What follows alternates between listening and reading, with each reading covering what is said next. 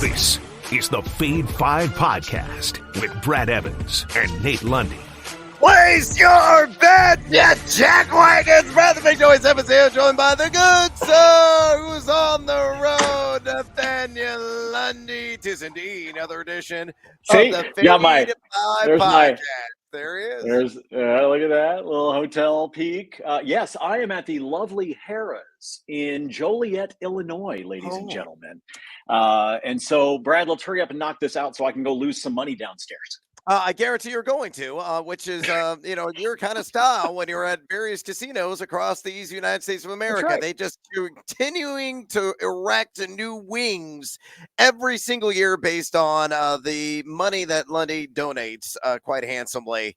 Yeah, but what they do is they build an archway that sort of looks like my hairline, and then you walk through the archway into said wing of the casino. But yes, I have certainly donated plenty, both online and in person. Yes, and his architectural expertise as well. All right, let's hop aboard the Honk Plus Bus. You know how this works. Are you loyal viewers and listeners of the Fade 5 Podcast? Plus 100 odds or greater is a requirement. And I'm sensing an NFL theme from you, Mimi. What do you have? Yeah, let's go ahead and start with some NFL, in part because the one you're about to give, you stole from me. Really? So, yes, you did. I gave this to you earlier this week. You want to go ahead and get yours out of the way? Sure. I gave this to you earlier this week. I'm just going to sit back and listen to you try to justify it. Go ahead. Okay. All right. There might have been, somebody running around in my subconscious when I saw this wager, but I was doing some research for the Beetle and Decker show because I know Cody, who played in the major league level for a hot minute with the San Diego Padres back in the day. He was like, "Oh, Brad, game 1 of the World Series. I got to get not only a future, but I got to play in that game." So I have some singular plays in the game, but I saw this. I was like, oh, this looks familiar. World Series over 6.5 games, plus 195 at DraftKings. It's going to go the maximum. I agree with Lundy. He's the smartest human alive. He sold me on it for all the right reasons, and hopefully they're not going to be wrong reasons. Both these teams have been far away the two best teams in Major League Baseball all damn season long. They have outstanding bullpens. Their WRC plus ratings were way up there. They draw walks. They got a pair of mega stars and Shohei Ohtani and Aaron Judge. You like Mookie Betts to win MVP. I like that call as well. And that line has come tumbling down. It was at 9-1 when you locked and loaded it. Last I saw was like plus 700. But this, for the World Series to go the maximum at nearly 2-1 odds, I'm in. Yeah, absolutely. I just had to make sure that I heaped some praise upon myself, courtesy of your verbal blabbering, since I did toss this one out. I'll take it. All right, let's get to something that you don't have to wait 7 games to be able to do. You just need one game on the early slate on Sunday. Give me Dalton Schultz to go for an anytime touchdown. Now, there's a couple of reasons why we're going to play this one. First and foremost, if you look at the Indianapolis Colts, you are talking about a team that has given up 4 touchdowns to the tight end position in the last 5 games. So there is one reason why we like it. Reason number 2 that we like it. Schultz was targeted once last week. I mean, it was ghost town at the tight end position in that particular matchup. But Brad, here is why I decided to jump on this one. Plus 330 at Caesars. Folks, over at DraftKings, it is 245. Ooh, You're wow. getting almost a full $1 worth of value over at Caesars. And that is the reason why I chose this one for the plus bus, because I do think there's a good chance of it based on what we've seen out of the Colts defense. But I'm also doing it because of the value that we're getting from the Emperor. Yeah, I like the great call there. Ride the honky tonk with Dalton Schultz, and I say the World Series goes to 7 games. I know, Lundy, yeah, I stole it from you. With those bets on the board, let's get after it with a Friday edition of the Fade 5. Number 5. All right, numero cinco on the countdown. I just popped up on my alert that this individual is questionable with a foot injury, but hopefully he's going to be able to suit up and live up to the hype and all the F-bombs that he dropped saying, hey, you need to stink and play me in fantasy football this week, and that's Tyreek the Freak Hill. I think he will play, at least fingers and toes crossed, that is the case. I'm cautiously optimistic. The glass always has full in my world, and I think he's going to go for at least 90 receiving yards, taking on those Desert Birds of Arizona at a plus 115 juice there at DraftKings Sportsbook. So again, assuming he's going to be active on Sunday, I think it's going to be the second time this season he gets to the 90-yard mark. The last time it happened, you got to go way back to week 1 against Jacksonville. He went well north of 100 in that game. And, of course, he had Tua Tagovailoa on the field. Tua's going to be back. That we do know. You look at Tyreek. He is number 8 in unrealized air yards. Left so much production on the field. Number 73 in catchable target rate. Again, not his fault given the circumstances. Skylar Thompson was rubbish. Tyler Huntley, not a whole lot better. Tyreek still getting it done in terms of separation. Number 12, an average yards of separation per target. Number 20, in route win percentage. And Arizona is a primo matchup as the Cardinals are number 30 in dropback EPAD. They've given up the 7th most wide receiver yards. Only one wide receiver has gotten a 90, however, against him this season. That was Brandon Ayuk. But he's going to likely draw a lot of Sean Murphy Bunting, who is number 100 in pass coverage grade, according to Pro Football Focus, who's given up 80% in terms of catch rate and a 102.5 passer rating to his assignment. So put all together, Tyreek, please play on Sunday. I need you. A lot of fantasy football managers need him back as well. If he is in uniform, I say over 90 receiving yards against Arizona, plus 115 at DraftKings. Numero cinco, the Fade 5 countdown. Fade or follow? I like this one. It does worry me with him sitting there with the questionable status, obviously, because you don't know what to expect. Let me ask you this, Brad. Let's say he does not suit up, whether we're talking about some bets or some DFS. Where are you leaning to be on the other end of Tua's passes now that he's back under center? Yeah, it's Jalen Waddle all the time, if that's the case. But you're a heavy investor. And look, if you want to clack and roll the dice, you might want to investigate some of the markets on Waddle right now. Anytime touchdown, receptions, receiving yards. Maybe there's some markets out there for most receiving yards. All are going to be in play on the over if Tyreek Hill is limited or out of action. Number 4. Oh, there you go. Very in-depth discussion there. Way to go, Lundy. A radio professional you are. Numero cuatro. It's because, Brad, you and I know full well that it is impossible to trust hotel Wi-Fi. And so I think we are in our best interest to have brevity on today's episode. I totally agree. You got that. In case I just go like I freeze like this. Oh, it's going to happen.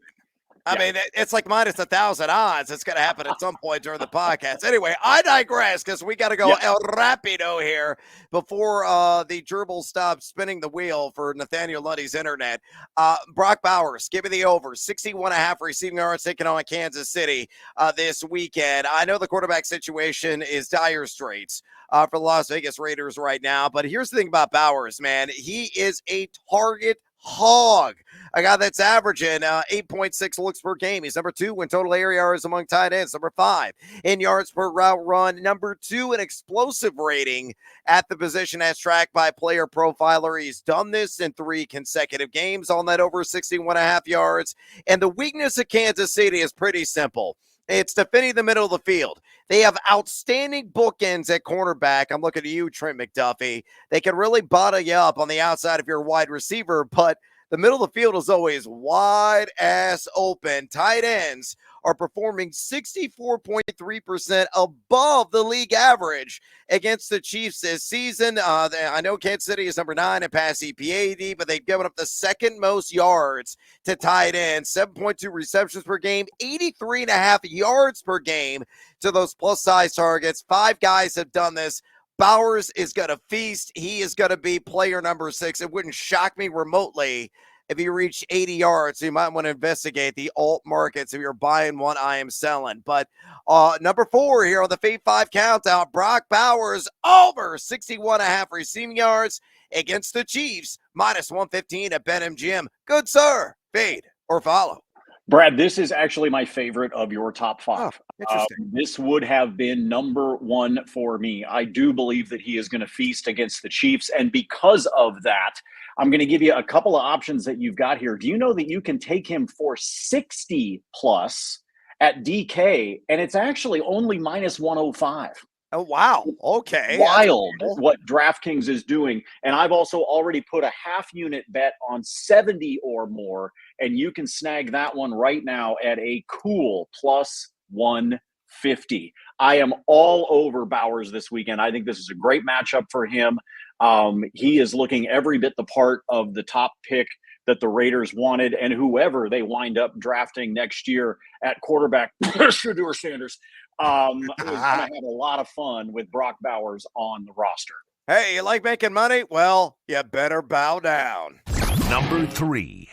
Numero 3 here on the Fade 5 countdown. You like tight ends? Sure you do. Well, how about I give you another prop on somebody else at that position? I love me some Cade Otton this week of the Tampa Bay Buccaneers. Yar! Shiver me timbers. I'm going to take him for at least 50 or more receiving yards in a rematch against the Atlanta Falcons. And last time these two teams faced in Georgia, but pew, pew, pew, it was a shootout on Thursday night. It's plus 105, by the way. For Otton to reach 50 yards, available there at BetMGM, and I think he gets there. The target share is about to spike. Why? Well, Chris Godwin, he's got a busted ankle. He's out for a long period of time. Mike Evans, he's got a tender hammy. He's not going to be in action either. Your top 3 wide receivers in this game for Tampa, Sterling Shepard, McMillan, Trey Palmer as well. Like, they don't exactly elicit a whole lot of excitement. I think Otton, who had 100 yards receiving last week, is really going to step up and pull his end of the rope because Baker Mayfield desperately needs him to do exactly that. He's cashing over on this prop, and 2 of his last 4 games, he's run more routes than any tight end in the NFL. He's averaging 31.6 in that category, run around on 87% of snaps played. He's averaging 5.9 targets per game. He's number 9 in total yak among tight ends. He's number 5 in deep ball targets. And you look at Atlanta, yeah, Noah Fant's the only tight end to reach 50 yards against him this season, but they're just number 24 in pass EPA defense. Not at all that of an intimidating matchup for Cade Otton to get to the 50 receiving yards against the ATL, plus 105 at BetMGM. Numero 3 on the Week 8 countdown, mi amigo. Fade or follow? Another gift for you, Brad, with our friends at DraftKings. Same bet, plus 115. Go grab yourself another 10 cents, folks. This is another one that I like. This lines are fluctuating this week, man. I've noticed it ever since stuff started popping on Wednesday. I know you and I start looking at stuff. I've seen things moving all over the place. And I don't know if it's because we're seeing some different money coming in. I don't know if it's because we're sitting here in mid-season, and so now you feel like, you know, some of the sharps are feeling like they've got a handle on what's going on with some of these game plans, or whether it's because the lines are getting set off a little bit. But exact same bet, an extra 10 cents right now at DraftKings on the plus 115 for Otton to get to 50. And I'm with you. I think it's the same thing. We already know that this has massive shootout appeal, and we know that he's a great target.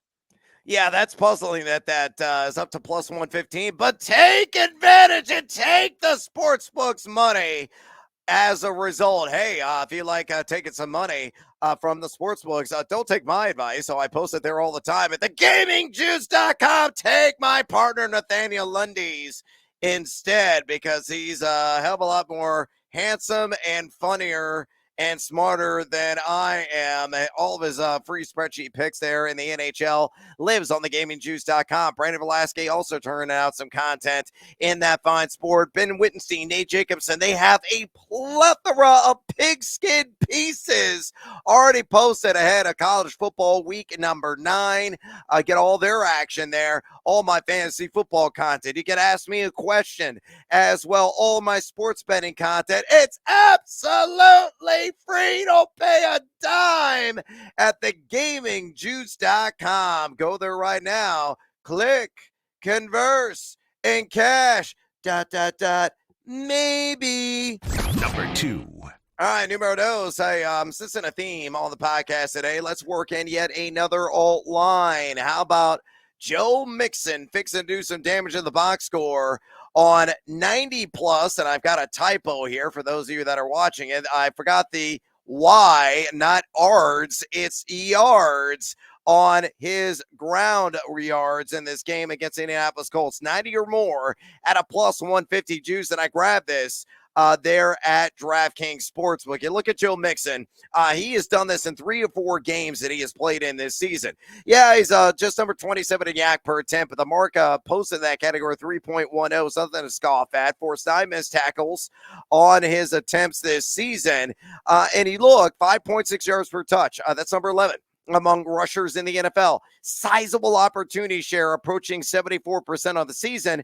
And it's the Colts. They got one hoof in the glue factory, number 18 in rushing PAD. They've given up the 3rd most rush yards of any team to the running back position this season. That's 125.1 to be exact.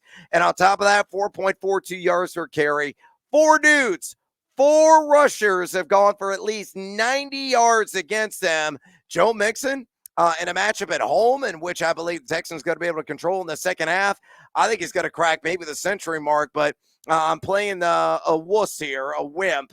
I'm going to take it down to 90, still get it at plus 150, and hope to God it cashes. So numero dos in the countdown, Mixon, 90-plus rush yards against the Colts, plus 150 at DK. Lundy, fade or follow. So I don't hate it. I'll be honest with you. I don't hate this one. I would like it better in an SGP and bring it down just a little bit to give myself a buffer. I don't know if I've got the cojones necessarily to jump on it at the 90. I think there's a great opportunity. I don't hate where your logic's at with this, especially with the matchup against, what'd you say? They're in the glue factory already? Jeez, man, that's they got just one hoof. That, the other just 3 legs are fine. Just the one hoof in the glue factory for the Colts. Okay. All right. Well, it still makes me a little bit nervous. So I'll say this. Like targeting Mixon with this matchup against the Colts. Maybe I don't quite go to 90. Maybe I pick a lower number and I make it part of an SGP, but I like where your noodle's at, my man. Yeah, I don't like where your cojones are at. Hashtag Team Raisins.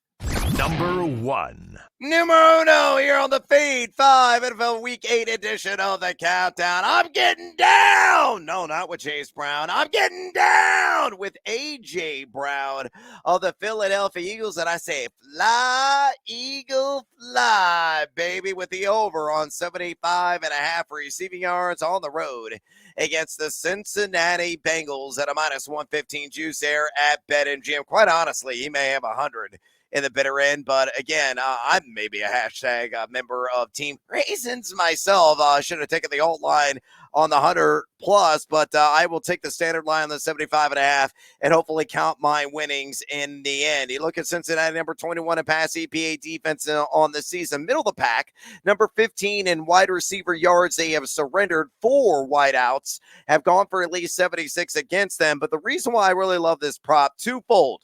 One, Cameron Taylor-Britt is a giver. A guy that has allowed a 67.6 catch percentage on the season, 15.4 yards per catch, and a 128.9 passer rating. Oh, and on top of that, 4 touchdowns he's yielded to his assignments this season. So if you want to pepper a little extra something on A.J. Brown, anytime touchdown, you have my blessing. Brown, the second reason why I love this, he's averaging 8 targets per game, number 10 in ADOT, numero uno in yards per route run at 3.95, number 2 in yards per target, number 4 in yards per reception at 20.3. He wins. He wins on the outside all the damn time, and he's been over this prop in all 3 games he has played in this season. So to recap, A.J. Brown, my number 1 play NFL Week 8 here on the Fade 5 Countdown, over 75.5 receiving yards. And hey, if you want to take it up ever so slightly to 80, it's a plus 115 at DraftKings. So Lundy on the 75.5, fade or follow. Like it at the 75.5. You want to get crazy, what Brad was just talking about, trying to be able to play off of the touchdown as well. I'll go ahead and tell you right now, AJ for 70 or more and a tutty plus 184 on that little 2-legger. You gotta start showing some skin, man. I Wow. I don't even know if I can follow that one. But hey, so anyway, folks, if you think he has the opportunity on the road there to be able to jump into the end zone, which I think is a good shot, the touchdown by itself is plus 140. So like I said, I built it here real quick while we were talking. If you wanted to take him for 70 yards and a touchdown, it is plus 184. If you want to go 80 yards and a tutty, you jump up to 224. Oh my God. So That's a good lot of paydays. juice. Yeah, it's good paydays if you think he is also going to splash 6. But obviously, you could also bet those separately because the touchdown is plus odds by itself.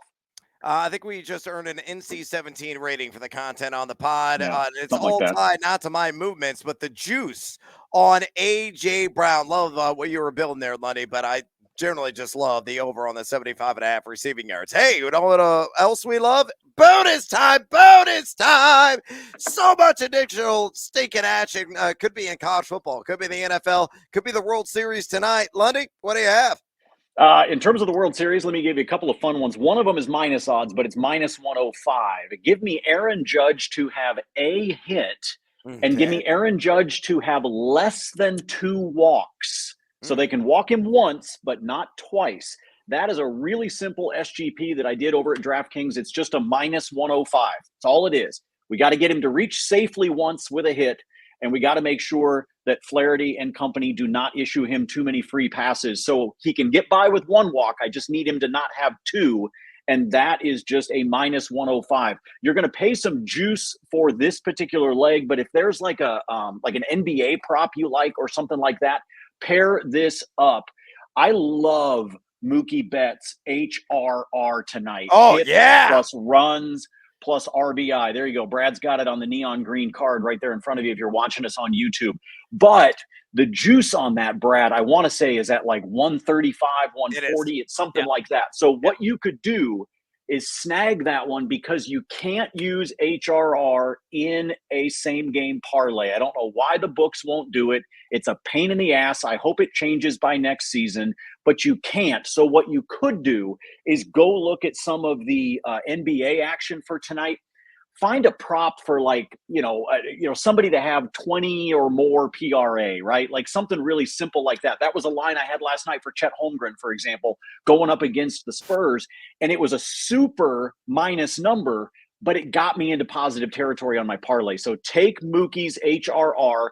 If you want to bet it by itself, go ahead. But if you want to find a really simple, low-hanging leg to pair it with, I think it is definitely worth it. His history against Garrett Cole, 7 for 17, so a 412 average. Now, 6 of those 7 are singles. He's not going for power, but most importantly, in a total of 18 plate appearances, he's only walked once and struck out once. He puts the ball in play in the 18 times that he has faced Garrett Cole, and so I could see him hitting a sack fly. I think you're looking at a guy that's going to nail this HRR number. So those 2 for you, the Aaron Judge same game parlay. And like I said, I love me some Mookie Betts. Let's go over to the ice this evening. Ottawa is on the road in Sin City. They are taking on the Vegas Golden Knights. Follow the bouncing ball, folks. This is a 3-legger for you. Give me Vegas to score at least 3 goals. Give me Vegas to win the game at home. And give me Mark Stone to have a point. All right, Vegas needs to score 3. Vegas needs to win the game, and Mark Stone needs to get a point. Right now, he's leading Vegas. He has 12 points so far through the first 7 games, and of those 7 games, he's got points in 6 out of the 7. He only put up Krispy Kremes once. Otherwise, he's out there, and he's doing it with assists, by the way. He's got 9 apples already on this season.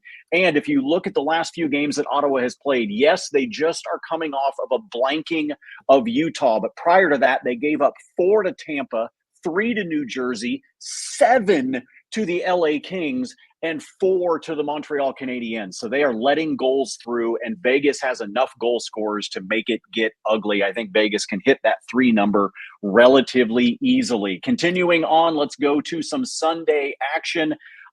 Folks, this is going to be the most boring game of the weekend, and that is the Denver Broncos taking on the Carolina Panthers. Yes. I will not be there. Obviously, I am here in the Windy City to be able to see some family, but here's a same game parlay that I did. Denver is favored by 10.5. Okay. I brought that down to 6.5. So Yep. all they got to do is win by a touchdown. And I say Carolina is under 16.5 on their team total. I think this Broncos defense, even without Pat Surtain, is going to continue to shut teams down. So again, under 16.5 on the team total for Carolina, and an alt line of -6.5 for the Broncos. That's plus 105. Just a really easy two-legger. And you can get creative. Like, you could move Denver's line around if you think they're going to win by double figures or whatever. But I do think the defense is going to keep Carolina below that overall team total. And finally, for tonight, let me look. Give me Nashville. The Predators are on the road. They're actually here in Chicago, taking on the Blackhawks. I will take Nashville. They're -175, so there's a leg that you can pair up with somebody else. I also think there's a good shot that they play the under in that game. So I might even take Nashville and then take the total up to like 7.5 and then play the under, because I think we may see some defense between those two teams. But for now, I yield the floor to the other fine gentleman in Illinois. A couple hours south of you right now, maybe. I might have to come up and split a few drinks with you on the blackjack table. I'm just saying. Go ahead, back to the Team Huevos parlay play. Yeah, I didn't want that. He really doesn't. Your wife would murder you. Oh yeah, 100%. I got to host a show tonight on BetMGM tonight. I got to work. I'm going to be working during the World Series and a couple of the college football games that are going down on this Friday. I don't have any stick of time for you, man. So go ahead and drink my share of whatever free booze you're getting there from the waitresses coming around at Harrah's in Joliet. SGP for me on the Team Huevos parlay play. Hey, kind of a coincidence. It's all Denver all the time. They're going to smash Carolina. Leg numero uno, give me the Broncos -6.5. Do you need any other evidence? No, you don't. Leg numero dos, give me Bryce Young under 205.5 pass yards on that all total. He'll be lucky to escape like 170, I think, in this game. And leg numero tres, give me Bryce Young to throw a pick. He's got 3 and 2 starts this season. I know the Broncos only have 5 INTs, but they're going to add maybe 2 or 3 to that total in this game. So you take the Broncos -6.5, Bryce Young under 205.5. Bryce Young, I just need one pick, plus 128 there at DraftKings Sportsbook. Yeah, kind of sexy. Juice, you want to add like Juggernaut Javante for 50 more receiving yards, jacket even higher? I would highly recommend it. Lundy, I know you like that. Not receiving yards, rushing yards. Oh, rushing yards. Yeah, that's what I meant to say. I was going to say, I don't want somebody out there betting for him to have 50 receiving yards. No, they wouldn't even offer that. Rushing yards for Javante. Rushing. Thank you for catching. Rushing for Javante, without question. Apparently, I had a couple of drinks at the blackjack table. All right, elsewhere, bonus time. I like Tank Bigsby. Anytime touchdown in his matchup against the Green Bay Packers. Travis Etienne is a full-blown game-time decision. Even if he plays, Bigsby's still going to have a sizable role in the red zone. Pair of touchdowns and Joe England last week against New England. He is number 2 in yak per attempt, number 4 in missed tackles force, number 7 in total red zone touches. He scored a tutty in 2 of his last 3 games. Green Bay has given up 4.60 yards per carry, 94 rush yards per game, and 6 TDs just to RBs on the air. I think Frank the Tank is going streaking into the end zone at plus 110. And I grabbed that there at BetMGM. Elsewhere, Devontae Adams. He is not going to go 2 games to the New York Jet without scoring a touchdown. I say he splashes 6 as well, plus 110. Same juice. 39 routes run last week in his debut against Pittsburgh. 9 targets, only 1 in the red zone. Of course, did not find the end zone. And Aaron Rodgers only number 23 in red zone completion percentage, but it's the Patriots. They're lousy. They're number 29 in pass EPAD. They go to 8 wide receiver touchdowns this year. And either the combination of Marcus and Jonathan Jones, I think he'll get working inside and outside. Those guys combined have allowed 3 touchdowns and over 100+ passer rating. So Devontae Adams, who apparently has already won the locker room with his stirring speeches during the post game after the slaughter experience there at the stadium formerly known as Heinz Field, I think he'll find the end zone this week against the New England Patriots. And then I got one more for you. Caleb Williams, Bear down, Chicago Bears. Da-da-da-da-da-da-da. I mean, Lundy's like in sniffing distance of Soldier Field there in Joliet. And Lundy, I think you want to lock and load this because you're going to gamble here in the great state of Illinois, just like you were doing in Colorado, so you don't skip a beat. I like Caleb Williams over 1.5 passing touchdowns. I got it at even juice. It's plus 100, taking on the Commanders. Washington's number 27 to pass EPAD. They've allowed a trio of quarterbacks to do this season. They're giving up 1.7 passing touchdowns per game. Williams has done this in 3 of his last 4.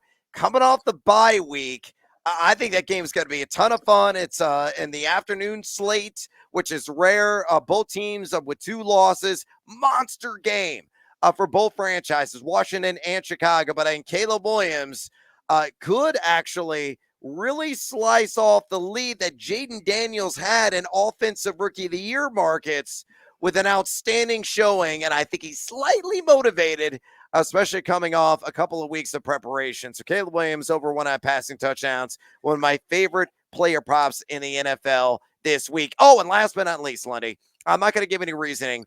These are the games I love in college football. On the standard spread, Navy plus 13.5 against Notre Dame. I think the midshipmen are going to cover. UCF, I think, hands BYU its first loss this season. We've had some reverse line action there. It's been crazy, the line movement. The Golden Knights now minus 2.5. I would still lay it. ILL. I'm wearing the hat for a reason. Illinois is going to cover the 21.5 against the Ducks. I think they may lose by 21, but hey, Captain Hook, you might be my friend. Michigan State plus 4.5 against Michigan. Again, I witnessed Michigan football firsthand at Memorial Stadium last week. They don't have a quarterback. They got severe issues there. Michigan State, better defensive team than they're getting credit for. I think they hang tough. And I like Wisconsin, the Badgers, plus 6.5 at home, taking on the Penn State Nittany Lions. They're going to earn all of the spotted cow from New Glarus up there. I had multiple people on my flight headed to that game, as a matter of fact. It's a monster game. A lot at stake, especially for Penn State, and in terms of them trying to chase a national title, a Big Ten title as well. Major implications there. Wisconsin's playing better football, and they're going to be able to run the clock out and keep it close, low possession kind of game. So those are the 5 games all that I love. Go ahead. Let me just piggyback on your Illinois call. I like the under with the Ducks and the Illini as well. I think that's part of how Illinois can manage to keep this thing close. I don't think they're going to see a ton of scoring. I think Oregon knows that they can get to where they're comfortable and then sort of dial it back a little bit because, they're controlling their own destiny right now. So there's no reason for them to pop 63 on the board. You know what I mean? How about just shock the world, Illinois? Just take it straight up. That would be amazing. The pandemonium of the party would begin in Champaign. I will go pantsless on Green Street on Saturday night if that does occur. And with that thought running through your head, we got to get the hell out of here. I'm out of breath. We're out of time, and Lundy's got to go lose his money at the various tables and slot machines there at Harrah's and Joliet. Drop us a rating and a review at your convenience, por favor. Also, fade or follow us on the X. We're always giving it to you there. I am found at Noisy Huevos. The handsome one is found at Nate Lundy. For a man who is soon going to lose the shirt off his back, I'm Brad Evans. Until next time, as always, fade or follow. That is up to you. Good luck, Lundy.